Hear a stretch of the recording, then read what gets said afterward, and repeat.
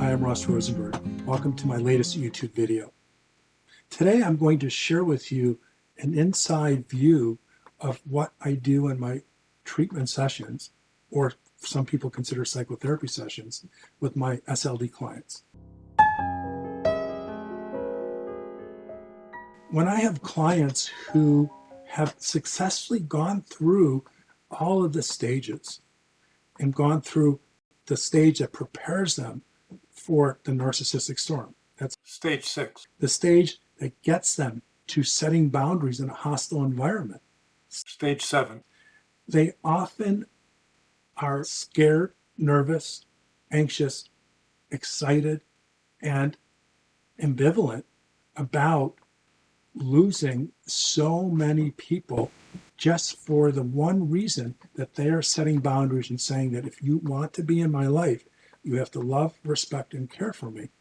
And if so, I would love to either keep you in my life or move forward. Now, I'm simplifying it. And when they find out that and this is what I call my Surgeon General warning, over 75 to 80% of all the people they thought they loved, or the people that they thought loved them, go away.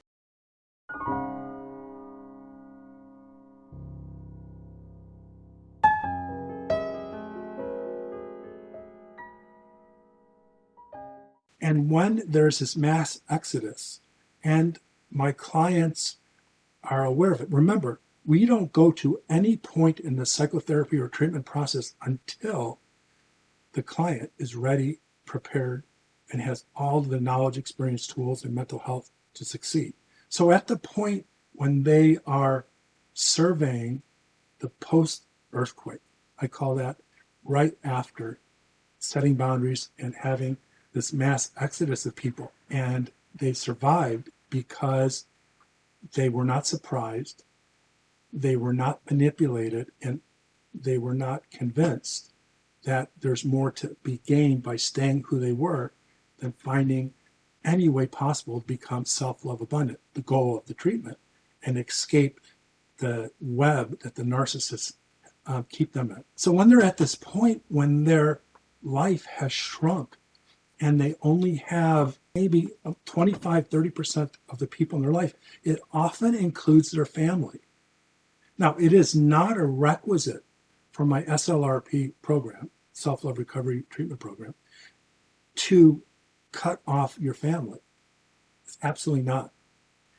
But if your family absolutely refuses to stop hurting you, emotionally, physically, financially, gaslighting through your kids, grandkids, whomever, and they kind of go to war, or if they have narcissistic injuries, the narcissist, or the ones who are codependent, are obviously married to or connected to a narcissist, then you find out you can't be with these people who refuse to stop hurting you. Then you have no choice. And it's very sad, and there's a lot of grieving to be had because of it. You will end up losing or temporarily putting on ice your family relationships. And in my case, personal story coming up, but in my case, my family rejected my proclamation. I can be in your life, but you have to agree to love, respect, and care for me. And if so, I'd be so happy.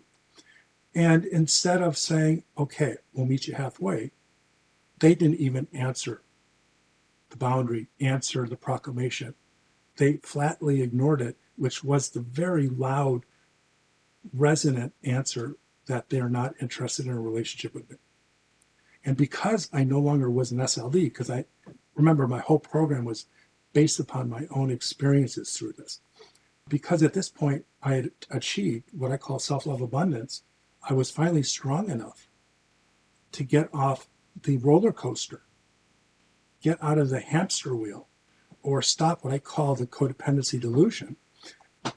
I finally came to peace with not having a relationship with my family. And as I told my son or friends or anyone who I wanted to share this with, I would tell them I did not choose to end a relationship with my family. That's the story they say. I chose specifically with clarity and emotional strength and equanimity. I chose to no longer be in a relationship where just by being myself, people don't like me. I chose to no longer be in a relationship when people cannot give me a modicum of love, respect, and care. Can't give me even the smallest amount. So I made that decision. Of course, I was with a therapist, and I basically cut off all the relationships with my family because any type of connection would have been either them trying to draw me in, inducing me to go back to my old ways, or me relapsing and wanting to be in a relationship in which I could never be loved, respected, or cared for. So I came to peace with it. And it wasn't easy, and it was one of the best decisions I ever made. 3 years after this, my brother decided to have a family reunion. I said yes. And my son were confused. And they said, and I speak for my son, Dad. And my son was an adult at the time. I believe he was like 22. And he and I have a really healthy relationship. He was Dad, I'm totally confused, he said. I just don't get it. Why are you happy and excited? What I've known so far, and I'm paraphrasing it because he didn't say these exact words, but what I know so far is it hasn't been good for you to be in these relationships, and you have been avoiding them. But of course, he didn't get it completely right, but right enough. And I said to him, I said, son, I never wanted to not have a family. I never rejoiced at my decision to postpone, stop, or potentially end relationships with my family. What I did was I set a clear boundary to them and for me that I could only be in relationships where people don't want to hurt me, but actually respect me, love for me, and care for me. But I've grieved the loss of my family. So I am not excited to see all them because I miss them. I'm excited to be around my family. And then I said to him, I said something like this, but not all of it. I said, I'm excited because I miss them. I have memories with them. I have so many good times, despite how they've hurt me. I am ready. And I said, I am so prepared for this. There is no way any of them will surprise me. I know exactly how my siblings will be. I know exactly how they're going to be, and they will not upset me because my expectations were shifted. They were changed. I had no expectation that they were going to love, respect, and care for me in the way that I wanted.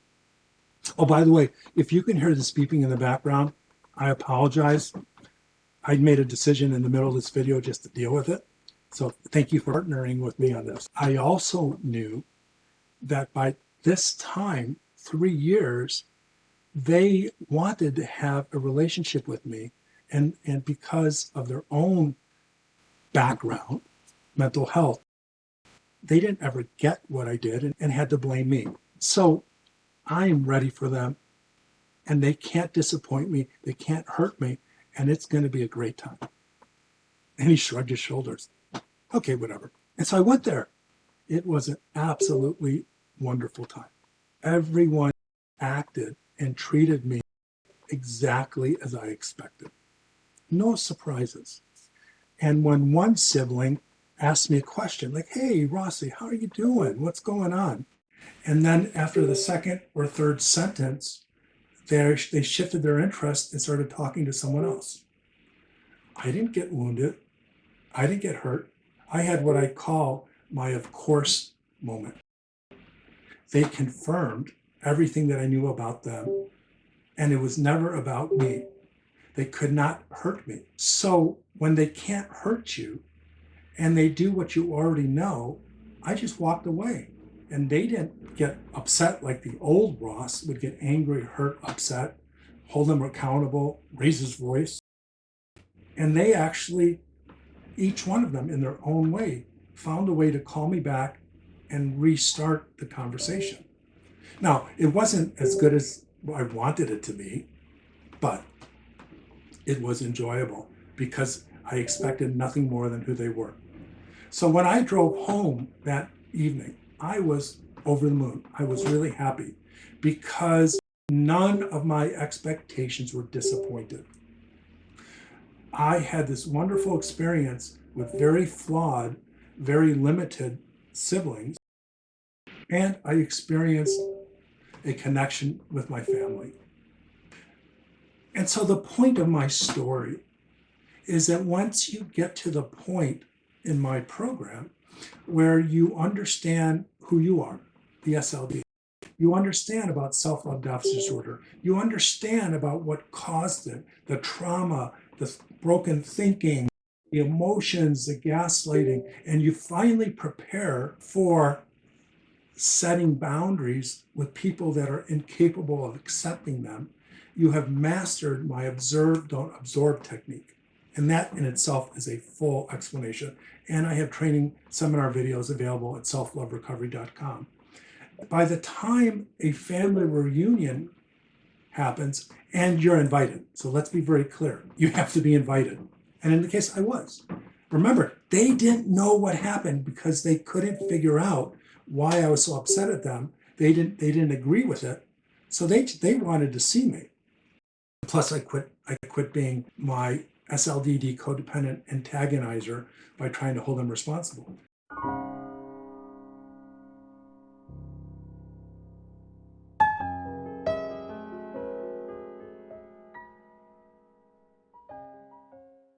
So they were happy to see me. They were delighted that I didn't get mad at them because they have a life history of me getting annoyed and hurt by them. I was what I call an active SLD.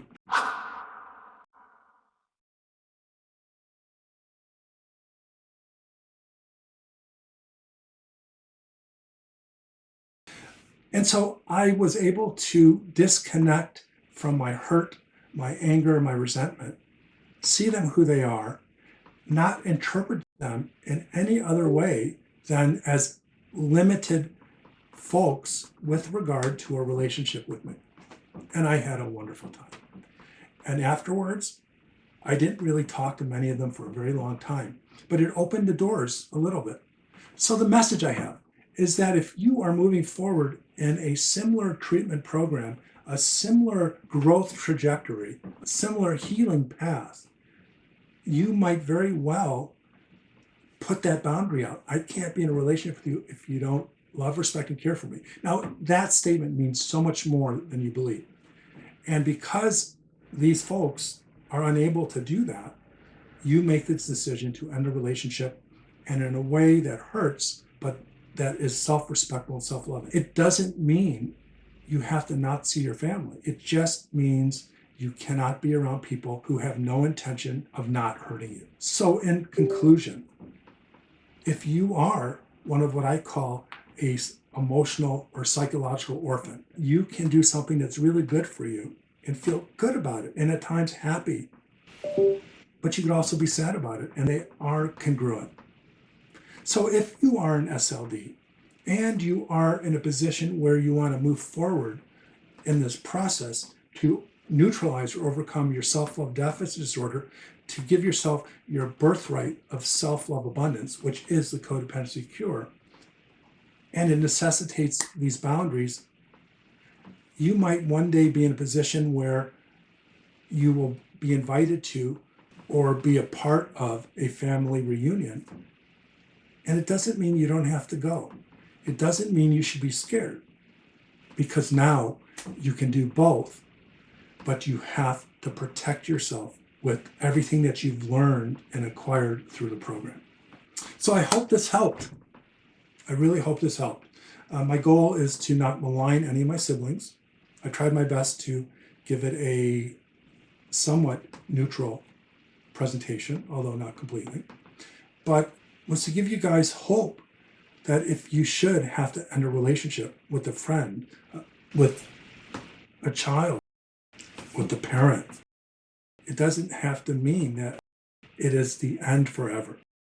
It is the beginning, if not the continuance, of self-love abundance. Once you taste, you'll never let that go. If you're interested in more of this material, I have this wealth, like I said, 130 hours, maybe more, of educational seminars in audio or video form that can be obtained at selfloverecovery.com. And I, of course, have my book, The Human Magnet Syndrome.